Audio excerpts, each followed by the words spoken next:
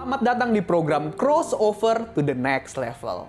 Berjumpa lagi dengan saya, Elson Triputra.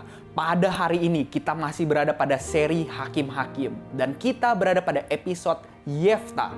Bersama saya telah hadir Pendeta Mulyono Zakaria dan langsung saja kita simak talk show berikut ini. Selamat datang, Dad, pada program Crossover. Ya. Kita masih berada pada seri Hakim-Hakim. Ya. Nah, dan pada hari ini kita pada episode Yefta. Ya. Nah, Yefta ini memiliki latar belakang yang sebenarnya kalau kita bilang kurang baik. Nah, yang mana dia itu lahir dari perempuan Sundal dan dia sendiri pun diusir oleh keluarga-keluarganya. Ditolak. Nah, tapi apa yang membuat Tuhan tetap melihat Yefta? Iya. Yang kita tahu kalau Tuhan memilih seseorang itu bukan sembarangan. Iya, yes. Itu mesti benar-benar mesti jadi dasar berpikir kita. Nah, kenapa Yefta dipilih oleh Tuhan? Nah, yang kita lihat di catatan Alkitab dikatakan Yefta itu gagah perkasa. Iya, iya. Artinya Yefta sudah sering terlibat di dalam pertempuran dan dia menang. Iya, iya. Dia punya kekuatan yang luar biasa. Dia orangnya gagah perkasa. Nah, kenapa dia diusir dari keluarganya, saudara-saudaranya semua tidak melihat dia? Karena bapaknya Yefta, Gilead, itu dia berhubungan dengan perempuan Sundal dan yang lahir itu namanya Yefta. Iya. Tapi ini yang luar biasa dari Yefta. Yefta tidak menyesali kelahirannya di dunia ini. Dia pergi bukan karena dia menyesal. Dia pergi karena diusir. Iya. Jadi ketika dia diusir, Tuhan yang menjaga dia. Dan kita harus tahu bahwa Yefta ini adalah orang yang menyembah Tuhan. Iya. Ya, kalau kita melihat dia itu berapa kali dia mendirikan mezbah untuk Tuhan. Ya, jadi kita tahu Tuhan selalu memilih orang benarnya. Tuhan selalu memilih orang yang percaya kepadanya, bukan sembarangan orang. Iya. Ya, jadi kalau orang itu ditentukan oleh Tuhan, dipilih, benar-benar dipilih, tapi orang itu tidak percaya kepada Tuhan, Tuhan pasti akan proses orang ini sedemikian rupa. Iya. Seperti Tuhan memilih Paulus. Paulus harus diproses sedemikian rupa dulu, baru dia bisa menjadi rasul. Iya. Ya, jadi Tuhan punya kedaulatan, tapi Tuhan tahu siapa yang dipilihnya. Iya. Nah, Tuhan memilih Yefta, dibangkitkan Yefta untuk membela bangsanya dari penindasan Bani Amon. Nah, kalau kita lihat juga, Tuhan itu tidak pernah melihat masa lalu kita. Jadi kehidupan kita, kalau masa lalu kita penuh dengan salah dan dosa. Iya. Saat ini, kalau kita letakkan itu di bawah kaki Tuhan, Tuhan tidak akan memperhitungkan lagi. Kenapa? Karena Yesus sudah mati di salib dan darahnya sudah menyucikan kita, sudah menguduskan kita, sehingga masa lalu kita yang kelam, masa lalu kita yang penuh dengan dosa, itu tidak pernah diperhitungkan lagi. Sekarang Tuhan akan membawa kita kepada masa depan. Masa depan yang sudah ditentukan Tuhan untuk kita. Amin. Jadi jangan hidup lagi di masa lalu. Mari kita hidup pada masa kini dan masa depan. Di mana Tuhan berada. Dan Tuhan sudah menyediakan segalanya untuk kita. Itulah Tuhan kita. Iya. Ya. Jadi dia memilih Yefta bukan karena masa lalunya. Iya. Tapi karena Yefta menyembah Tuhan. Yefta percaya kepada Tuhan. Yes, amin. Amin. Nah, ketika Yefta itu sudah diusir dari rumahnya, diusir dari rumah bapaknya, Yefta itu berubah. Dia menjadi pemberontak. Dia berkumpulnya dengan para pemberontak dan pekerjaannya adalah merampok. Tetapi bagaimana akhirnya dia dapat kembali kepada apa yang Tuhan inginkan? Di mana sih titik baliknya Yefta dapat berubah kembali jadi orang yang Tuhan inginkan? Iya, kita harus tahu ya, keterampilan Yefta adalah mengalahkan musuh. Ini orang jago berperang jago berkelahi lah gitu ya. Makanya dikatakan dia gagah perkasa. Nah, ketika dia diusir, dia kan nggak bawa apa-apa. Iya. Nah, waktu dia ada di tempat di mana dia diusir, dikatakan di situ di tanah Top ya, dia ada di situ. Nah, Tuhan menggerakkan orang-orang untuk datang kepada Yefta. Jadi petualang-petualang ya, orang yang suka berpetualang datang kepada Yefta. Ini kan mirip-mirip dengan Daud. Ketika Daud ada di Gua Adulam, itu yang datang kepada Daud itu kan perampok, pembunuh, orang-orang yang dikejar hutang, itu datang kepada Daud. Iya. Ini orang-orang yang istilah gini, kalau mereka berkelahi, ini tidak ada jurusnya. Mereka orang yang tidak ada aturan. Nah, orang yang datang kepada Yefta adalah orang yang tidak ada aturan, karena mereka berpetualang. Ya, mereka tidak suka dengan aturan, tetapi Tuhan membuat petualang-petualang ini menjadi orang yang bisa mengikuti Yefta. Oh, tidak gampang kalau kita memiliki bawahan atau memiliki orang-orang yang sifatnya berpetualang. Karena mereka maunya pergi. Dan orang yang berpetualang tidak suka ikuti aturan. Iya. Ya, karena kalau berpetualang mereka ada di alam, kan tidak ada aturannya. Mereka kalau lapar, mereka bisa ambil binatang apa saja untuk mereka makan. Tidak ada aturan. Tetapi Yefta mulai dibangkitkan Tuhan di antara orang-orang yang sedikit ini, di antara petualang-petualang ini, mereka mulai mengakui Yefta sebagai pemimpin. Nah, ini Tuhan sudah mulai memberikan pengalaman kepada Yefta untuk memimpin. Sebelumnya dia adalah orang yang dibuang. Ya, sekarang dia orang yang memimpin. Tetapi masalahnya mereka tidak punya uang. Dan pada zaman itu mereka merampok itu tidak ada hukumnya. Ya, mereka merampok dan mereka pasti merampok orang-orang kaya atau orang-orang orang kaya yang lewat di daerah situ. Ya, mereka merampok karena mereka tidak punya apa-apa. Ya, itu sebabnya mereka merampok. Jadi Yefta ini sebenarnya bukan pemberontak. Dia memberontak kepada keluarganya yang mengusir dia. Itu dia berontak. Itu sebabnya ketika ada petualang-petualang yang datang, wah, dia mulai memimpin, ya, mulai merampok. Karena bagaimana mereka harus makan. Ya, dan saat itu Tuhan belum memberikan tugas kepada Yefta. Jadi saat itu belum ada tugas dari Tuhan. Lalu kalau ditanya titik baliknya di mana? Tuhan buat bangsa Israel mulai diperangi oleh Bani Amon. Nah, waktu Bani Amon menyerang bangsa Israel melihat ini nggak ada orang yang gagah perkasa nih untuk memimpin kita. Ini bagaimana ini? Ya, kita bisa kalah. Itu sebabnya mereka beramai-ramai. Tua-tuanya datang kepada Yefta. Lalu minta Yefta kembali. Jadi Tuhan selalu punya titik balik. Ada turning point yang Tuhan berikan dalam hidup kita. Untuk kita kembali ke jalan yang benar. Untuk kita kembali kepada firman-Nya. Untuk kita kembali kepada jalan Tuhan. Jalan yang benar-benar Tuhan inginkan kita ada di situ. Bukan jalan yang lain, tetapi jalan Tuhan. Jadi Yefta kembali kepada jalan Tuhan. Nah, kita tahu Yefta akhirnya minta semua perkara itu diserahkan kepada Tuhan oleh Yefta di Mispa. Dan kita tahu Mispa adalah tempat di mana Samuel pun melakukan untuk bangsa Israel itu bertobat di Mispa juga. Jadi Mispa ini punya kayaknya punya sejarah yang luar biasa untuk pertobatan. Jadi Yefta menyerahkan semua perkaranya itu ke dalam tangan Tuhan di Mizpah. Lalu untuk selanjutnya, di waktu selanjutnya, Samuel pun memakai Mizpah Iya.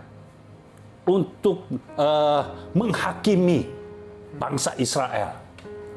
Jadi Yefta sudah memberikan ke dalam tangan Tuhan. Artinya gini, walaupun dia melakukan yang tidak baik pada saat itu, dia merampok. Dia merampok kemungkinan besar karena ketidaktahuan dia. Iya.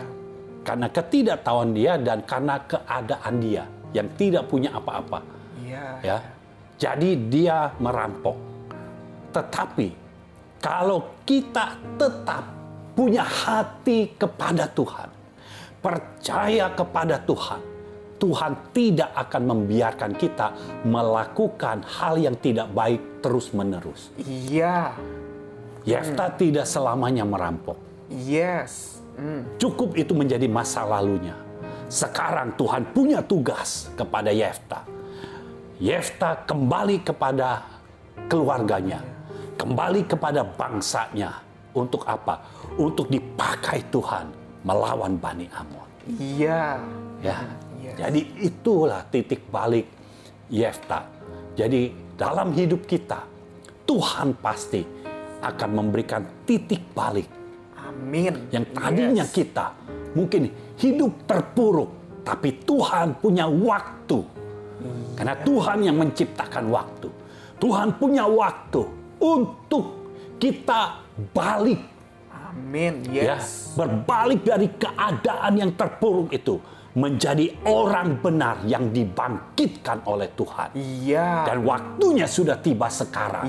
Yes. Inilah waktu di mana Tuhan membangkitkan orang-orang benarnya. Amin. Inilah waktu di mana Tuhan membangkitkan orang percayanya. Iya. Engkau orang-orang benarnya, bangkitlah. Karena Yes. Tuhan sedang membangkitkan engkau. Iya. Tinggalkan masa lalumu, tinggalkan keterpurukanmu, Iya. mulai bangkit di dalam Tuhan. Dan saya percaya ada hal-hal baru akan terjadi di dalam Amin. hidupmu.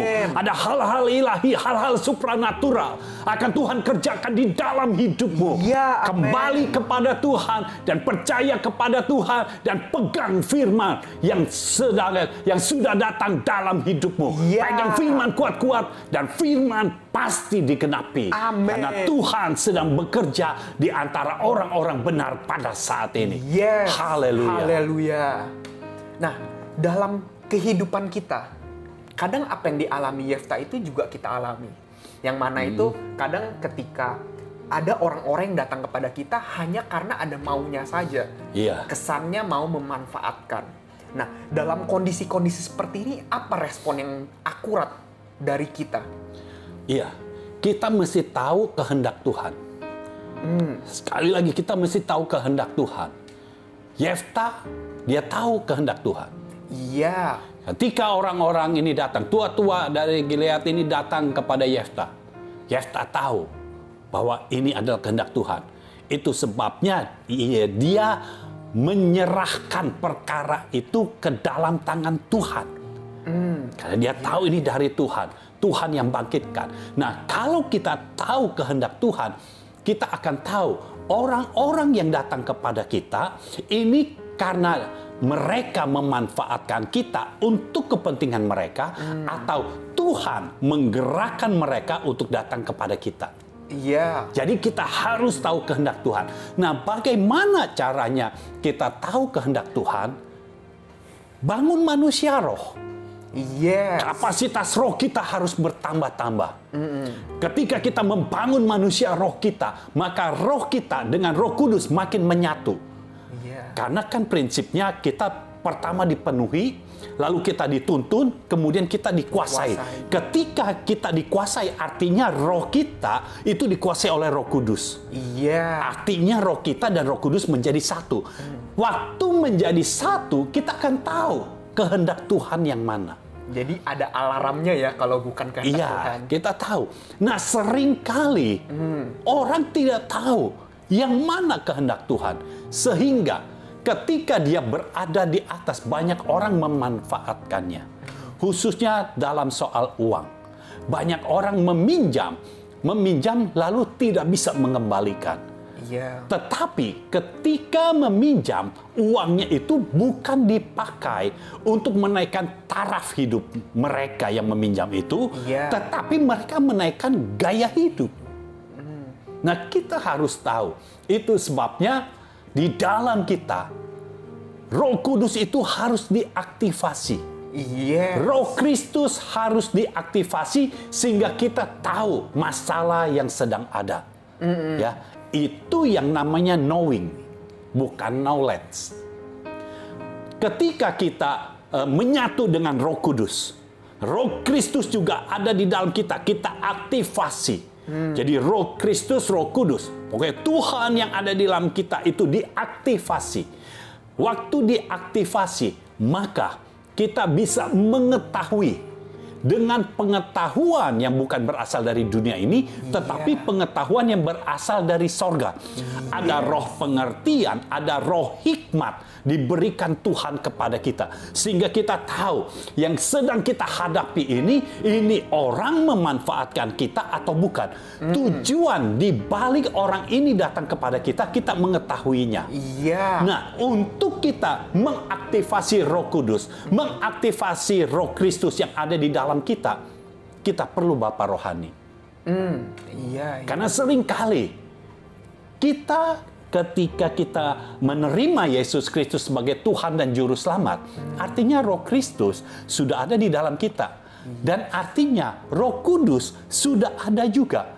Hanya masalahnya tidak diaktifasi. Itu sebabnya kita belum bisa doa pakai bahasa roh. Karena belum diaktifasi. Tetapi ketika diaktifasi, Roh Kudus akan tampil dari hidup kita. Kita mulai bisa doa bahasa roh. Ketika kita doa bahasa roh, maka doa kita itu bisa sampai ke sorga. Dan ini doa yang iblis itu tidak mengerti apa yang kita doakan. Tapi kita dan Tuhan tahu apa yang kita doakan. Iya. Nah, itu perlu campur tangan dari seorang Bapa rohani. Mempercepat kita bisa mengaktifasi Roh Kristus, bisa mengaktifasi Roh Kudus yang ada di dalam kita. Berapa banyak orang Kristen yang sudah terima Yesus tapi tidak pernah hidup berkemenangan. Iya. Padahal Roh Kristus adalah Roh pemenang. Sudah ada di dalamnya. Tapi kenapa tidak pernah hidup berkemenangan? Karena tidak diaktifasi. Perlu sentuhan seorang Bapa untuk mengaktifasi Roh Kristus, untuk mengaktifasi Roh Kudus yang ada di dalam kita, sehingga kita bisa hidup dari kemenangan yang satu kepada kemenangan yang lain. Amin. Kenapa hidup kita bisa terpuruk? Karena Roh Kristus, Roh Kudus yang ada di dalam kita belum teraktifasi. Kalau sudah diaktifasi, pasti kita hidup dari kemenangan kepada kemenangan yang lain. Kita akan bisa melihat Tuhan campur tangan di dalam hidup kita. Ada hal-hal ajaib yang tiba-tiba terjadi. Ada mujizat-mujizat yang terjadi dalam hidup kita. Terjadi dengan begitu saja. Dan kita tiba-tiba tahu, kita sudah hidup dalam kemenangan. Kita menang dari sakit penyakit. Kita menang dari kekurangan. Kita menang. Kita sudah memberantas roh kemiskinan. Kita menolak roh kemiskinan. Sehingga yang ada di dalam kita adalah Roh Kristus, Roh Kudus. Dan kita tahu yang ada di dalam kita adalah Roh Allah. Dan yang kita tahu Allah adalah sumber segalanya. Jadi kalau mau tanya siapa yang paling kaya di dunia ini, adalah Allah kita, Bapa kita. Karena ini yang memiliki langit, bumi, laut beserta dengan segala isinya. Itu yang paling kaya. Nomor 1. Nomor 2-nya itu mungkin tidak ada. Nomor 3 nggak ada. Karena tidak ada yang bisa menandingi Bapa kita. Yes. Kita bisa menghancurkan roh kemiskinan. Amin. Kita bisa menghancurkan roh maut yang membawa sakit penyakit. Kita bisa menghancurkan roh dosa yang membuat kita seringkali kecenderungannya melakukan dosa. Kita bisa menghancurkan segalanya. Waktu apa? Waktu Roh Kristus dan Roh Kudus itu diaktifasi dari dalam hidup kita. Itu sebabnya kita perlu seorang Bapa rohani untuk kita bisa mengaktifasinya sehingga kita bisa hidup dari kemenangan yang satu kepada kemenangan yang lainnya. Amin. Amin. Amin. Amin. Ya. Nah, saat itu ketika Yefta menghadapi Raja Bani Amon. Ya. Nah, Raja Bani Amon nih ngeyel nih. Dia bilang kalau daerah teritorial Israel itu punya dia. Ya. Tapi Yefta kan menolak. Dan Ya. Yefta menceritakan kisah perjalanan Israel, kebenarannya. Nah, di sini kita melihat kalau musuh itu sebenarnya suka memutarbalikkan fakta, suka memutarbalikkan firman. Nah, bagaimana cara kita menghadapi musuh-musuh yang seperti itu tuh? Iya. Sekarang yang kita tahu ya, sebenarnya Raja Bani Amon ini bukan memutarbalikkan fakta. Justru itu faktanya. Memang faktanya daerah yang dikuasai oleh orang Israel itu adalah Bani Amon punya. Oh, iya. Awalnya begitu, tetapi masalahnya orang Israel dapat firman. Ah, iya. Firman mengalahkan fakta. Yes. Bangsa Israel dapat firman untuk mengalahkan orang-orang yang ada di daerah yang dikatakan oleh Raja Bani Amon itu. Jadi setelah dikalahkan, kan kalau zaman dulu yang kalah itu minggir dong. Ya, yang menang jadi penguasa. Nah, bangsa Israel menang. Daerah teritorial yang disebut oleh Raja Bani Amon itu direbut oleh bangsa Israel. Iya. Nah, Yefta sekali lagi, kenapa Tuhan memilih Yefta? Karena Yefta menyembah Tuhan dan Yefta tahu firman. Yes. Yefta bisa menjawab sejarah bangsa Israel, artinya dia tahu firman Tuhan. Iya. Dia tahu Tuhan berfirman untuk merebut daerah-daerah itu. Jadi ini beda sudut pandang. Yang satu dari fakta, ini pertamanya ini milik Bani Amon. Tapi Yefta berkata, tapi Tuhan sudah berfirman untuk merebut dan kami merebutnya. Dan pada zaman itu merebut satu bangsa, satu daerah teritorial dan mendudukinya itu adalah resmi, itu sah. Menurut undang-undang internasional itu sah. Iya. Menurut hukum internasional itu sah. Ya. Kalau sekarang nggak boleh mencaplok-caplok aja. Iya. Ya. Tapi itu sah. Artinya Yefta sudah legal. Ya. Bangsa Israel sudah legal menduduki tanah yang sudah dijanjikan Tuhan ini. Karena mereka merebutnya. Iya. Mereka bukannya orang-orang Amon lagi jalan-jalan, terus mereka masuk ke situ. Enggak begitu. Mereka merebutnya dengan berperang.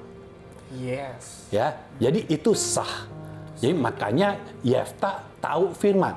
Nah, kalau kita menghadapi orang musuh yang seperti ini, yang memberikan kepada kita fakta, apa yang harus kita lakukan? Kita harus punya firman. Iya. Kita harus tahu firman. Makanya kita nggak cukup hanya baca Alkitab saja, itu nggak cukup. Tapi kita harus dengar juga firman kerajaan yang disampaikan oleh Bapa rohani kita. Iya. Yang disampaikan oleh orang yang diutus oleh Tuhan. Yes. Karena kalau firman kerajaan itu datang dalam hidup kita, maka kita akan tahu firman. Jadi kalau dunia, fakta dunia mengatakan, sekarang ini sedang krisis loh. Jadi engkau harus hidup dalam keterpurukan. Engkau hidup harus dalam kekurangan. Ini fakta dunia. Nah, kita bisa menolak fakta dunia. Iya. Karena firman Tuhan ada dalam hidup kita. Memang dunia sedang terpuruk, sedang dilanda kemiskinan, krisis. Dilanda krisis, tetapi di dalam hidupku Yesus sudah datang dalam hidupku dan Yesus datang memberikanku hidup dan hidup dalam segala kelimpahan. Artinya apa? Krisis yang ada di dunia ini tidak berlaku atas hidupku, karena yang berlaku dalam hidupku adalah hukum roh dan kehidupan. Bukan roh dosa, bukan roh maut. Ya, bukan hukum dosa, bukan hukum maut, tetapi hukum roh kehidupan, di mana di dalamnya Yesus memberikan hidup dan hidupnya di dalam segala kelimpahan. Yes. Kalau kita tahu firman, kita bisa mengalahkan fakta yang ada. Dan Amin. firman yang harus menjadi fakta kehidupan kita. Bukan fakta kehidupan sekarang ini yang menjadi fakta kita. Tetapi Iya. firman yang kita terima harus menjadi fakta kehidupan kita. Amin. Sehingga kita tidak dibodohi oleh fakta kehidupan yang ada. Iya. Nah, seringkali dokter berkata, engkau sudah terkena kanker. Waktu engkau hidup tidak lebih dari setahun. Kalau kita punya firman, kita tidak mau percaya kepada laporan yang diberikan oleh dokter. Iya. Kita punya laporan dari Tuhan kita. Yes. Bahwa oleh bilur-bilur Yesus, aku telah sembuh. Jadi Ya. aku tidak hidup dalam sakit penyakit lagi. Tapi aku hidup dalam kesehatan ilahi. Aku Amen. hidup karena Tuhan sudah menyembuhkan aku oleh Yes. bilur-bilurnya. Karena Amen. Yesus sudah mati di kayu salib. Dan pengorbanannya tidak pernah akan menjadi sia-sia di dalam Ya. hidupku. Jadi kita bisa hidup, kita mengambil kemenangan yang Tuhan sudah berikan dalam hidup kita. Kita mengambil Yes. kesehatan yang sudah Tuhan berikan dalam hidup kita. Kita mengambil kelimpahan yang Tuhan sudah berikan dalam hidup kita. Fakta dunia mau berkata apapun juga kita tidak peduli, karena firman berbicara lebih kuat di dalam kita. Iya, amin. Itu sebabnya sekali lagi saya mau katakan, penting untuk kita memiliki seorang bapa rohani.